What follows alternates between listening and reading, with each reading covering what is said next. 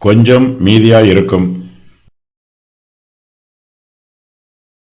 ஆனாலும் ஒலிவ மரத்தை உலுக்கும்போது நுனிக்கொம்பிலே 2-3 காய்களும், காய்க்கிற அதன் கிளைகளிலே 4-5 காய்களும் மீதியாய் இருப்பது போல அதிலே பின்பறிப்புக்கு கொஞ்சம் மீதியாய் இருக்கும் என்று இஸ்ரவேலின் தேவனாகிய கர்த்தர் சொல்லுகிறார். அக்காலத்திலே மனுஷன் தன் கைகளின் கிரியையாகிய பீடங்களை நோக்காமலும் தன் விரல்கள் உண்டு பண்ணின தோப்பு விக்கிரகங்களையும் சிலைகளையும் நோக்காமலும் தன்னை உண்டாக்கினவரையே நோக்குவான். அவன் கண்கள் இஸ்ரவேலின் பரிசுத்தரையே நோக்கிக் கொண்டிருக்கும். கர்த்தருடைய நியாயத்தீர்ப்பு இஸ்ரவேல் புத்திரர் மீது வருகிறது. அதே வேளையில் கர்த்தர் தம்முடைய கிருபையையும் இரக்கத்தையும் அவர்கள் மீது காண்பிக்கிறார். இஸ்ரவேலின் 10 கோத்திரத்தாருக்கு பொதுவான அழிவு வருகிறது. அழிவும் பேரழிவாக இருக்கிறது. ஆனாலும் அந்த பேரழிவுக்கு மத்தியிலும் கர்த்தருடைய கிருபையினால் இஸ்ரவேல் புத்திரரில் சிலர் இந்த அழிவுக்கு தப்புகிறார்கள். கர்த்தருடைய கோபத்தின் நாளில் பூமியில் தாழ்மையுள்ளவர்கள் அவருடைய கோபத்திற்கு மறைவாக தப்புவிக்கப்படுகிறார்கள். தப்பினவர்களின் எண்ணிக்கை மிகவும் கொஞ்சமாய் இருக்கும். ஒலிவ மரத்தை உலுக்கும் போது நுனிக்கொம்பிலே 2-3 காய்கள் கீழே விழாமல் தப்பித்துக் கொள்ளும். காய்கிற அதன் கிளைகளிலே 4-5 காய்களும் மீதியாயிருக்கும். ஒலிவ மரத்தை உருக்குகிறவர்கள் அதை பின்பறிப்புக்காக கொஞ்சம் மீதியாக விட்டு வைத்திருப்பார்கள். அதுபோலவே இஸ்ரவேல் புத்திரரில் சிலர் அழிந்து போகாமல் மீதியாக இருக்கிறார்கள்.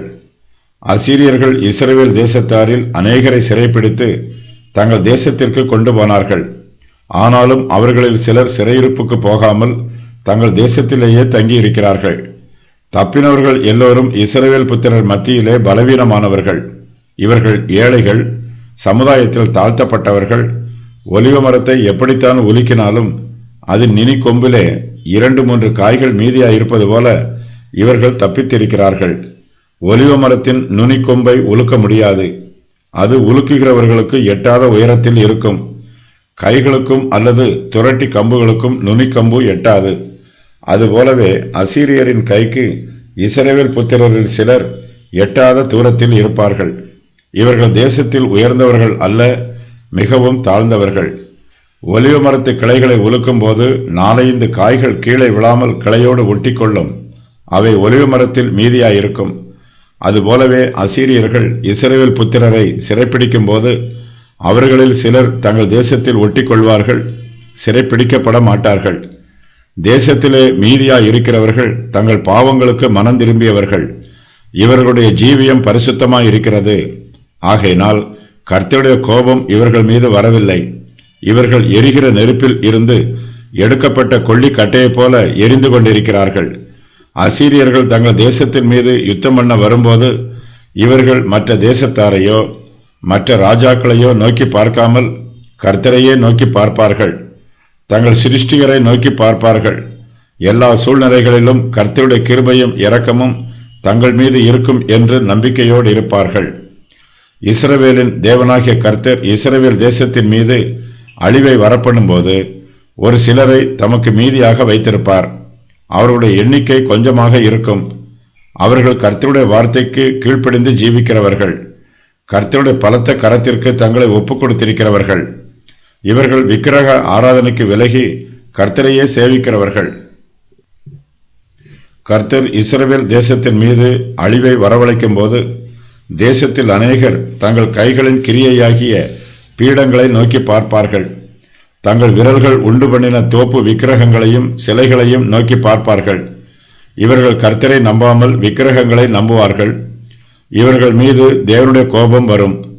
அசீரியர்கள் இவர்களை சிறைப்பிடித்து தங்கள் தேசத்திற்கு இழுத்து கொண்டு போவார்கள்.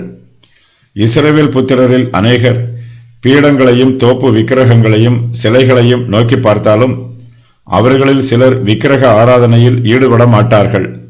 மனுஷனுடைய கைகளின் கிரியையாகிய பீடங்களையும் மனுஷ விரல்களினால் உண்டு பண்ணின தோப்பு விக்கிரகங்களையும் சிலைகளையும் நோக்கி பார்க்காமல் தங்களை உண்டாக்கினவரையே நோக்கி பார்ப்பார்கள். இஸ்ரவேலின் தேவனாகிய கர்த்தரே தங்களை உண்டாக்கினவர் என்பதை உணர்ந்து அவரையே நோக்கி பார்ப்பார்கள். இஸ்ரவேல் ஜனத்தாரில் மீதியாயிருப்பவர்களின் கண்கள் இஸ்ரவேலின் பரிசுத்தரையே நோக்கி கொண்டிருக்கும். நம்மை உண்டாக்கினவரை நாம் நோக்கி பார்க்கும்போது மனுஷருடைய கைகளினாலும் விரல்களினாலும் உண்டாக்கப்பட்ட பீடங்களையும் தோப்பு விக்கிரகங்களையும் சிலைகளையும் நோக்கி பார்க்கக்கூடாது. கர்த்தரை நம்பியிருக்கிறவர்கள் மாத்திரமே அழிவுக்கு தப்பித்துக் கொள்வார்கள். அசீரியர் சீரியாவையும் எப்ராயிமையும் அழித்து போடுவார்கள். அவர்களில் மீதியாக இருக்கிறவர்கள் மிகவும் கொஞ்சம் பேராக இருப்பார்கள். தங்களுக்கு அழிவு வந்த பின்பு சீரியரும் எப்ராயிமரும் இது கர்த்தருடைய நியாயத்தீர்ப்பு என்பதை புரிந்து கொள்வார்கள். அதன் பின்பு அவர்கள் விக்கிரகங்களை நோக்கி பார்க்காமல் கர்த்தரையே நோக்கி பார்ப்பார்கள்.